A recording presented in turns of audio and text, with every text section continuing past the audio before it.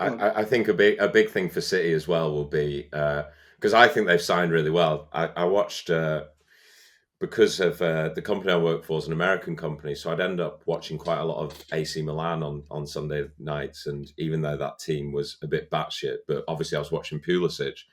But Reinders is a hell of a player. Like, and I think the fee they got him for as well, the sort of Dutch As long as he playmaker. doesn't keep falling on his head.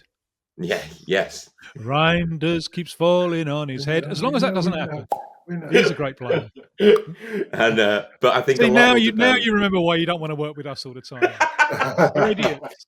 What did I Idiots. say? 10, Yeah. 10 minutes. Yes, Um, yes. but I think a lot will depend on, and I mean, it looks like it could well happen. And I was really kind of in my own sort of this is Man United disillusion land, hoping that we might have a chance of signing Donnarumma. But I mean, if they pull that off, that could be the signing. Like that could be the league right there. If they pull that off, that is almost, you couldn't get more definitive proof of the way that Man United's size protects them from their own incompetence. Because the players that they've been able to sign, no other club in the world could fail to qualify for the Champions League, fail to qualify for anything, and attract these players. It just couldn't happen, I think, to any other club. But they're attracting players. And if they attract Donnarumma, the reigning champion of the Champions League, to a team that are not even there, blimey. And it really does show you just how big the name of United is.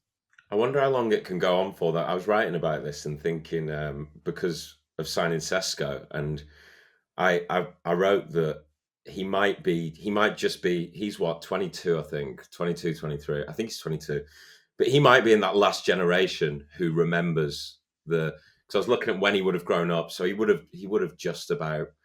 might just about remember that 2008 side, but he'll certainly remember our last couple of league wins with quite an average side. And I was wondering if he would be the last generation to have that Robin van Persie sentiment of the little boy in me screamed Man United. But I don't know. But I think if City signed Donnarumma is what I mean. I think if City signed Donnarumma, that could be the league. That could be the decider right there. But I don't know what you guys think about this, but I don't know if Pep is having, if it might be, like it kind of alludes to what you were saying, Tim, about the regeneration thing and getting new coaches, etc. Obviously, Fergie never blipped. He went out on top. He went out as a Premier League champion. But could he be losing? Like, is the game getting away from him? Maybe. Like, I know last season might be a blip. They might be the same old selves next season. But are players sort of exhausted by his demands? Is the new crop of players, do they want a bit more of a less intense schedule? Can he kind of get away with being this way anymore? Could it be like what we saw of Mourinho about 10 years ago, where he kind of finally has his moment? Yeah, it's always possible. What fascinated me about them in the Club World Cup is that you could see that they were trying to be more direct, more vertical, and moving on. Jack Grealish is like a symbol of that. I think it exemplifies it, because Grealish had become the symbol of get the ball, cut inside, retain possession, maybe get a free kick, but there wasn't the penetration that people had expected for the amount of money that they bought from him. And I wonder if moving him on and going for more verticality, more one-on-one dribbling, I wonder if this is